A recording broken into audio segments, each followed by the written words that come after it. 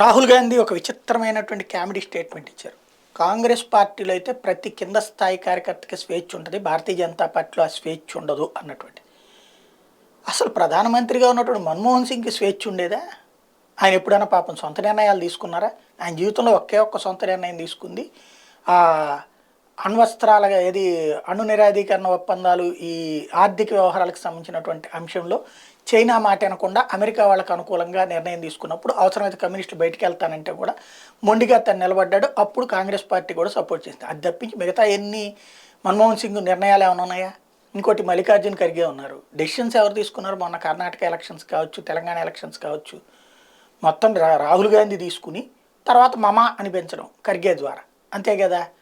ఇంకా వాళ్ళ దాంట్లో స్వేచ్ఛ ఉండడం, అధ్యక్షులకి ప్రధానమంత్రికి స్వేచ్ఛ లేనిది అక్కడ ఉండటం ఏంటి? అదే ఇప్పుడు కేంద్ర మంత్రివర్గంలో నిర్మలా సీతారామన్ కావచ్చు, లేకపోతే కనుక అమిత్ షా కావచ్చు, అశ్విని వైష్ణవ్ కావచ్చు, ఏ మంత్రి అయినా సరే ఎంత స్వేచ్ఛగా నిర్ణయం తీసుకుంటున్నారు?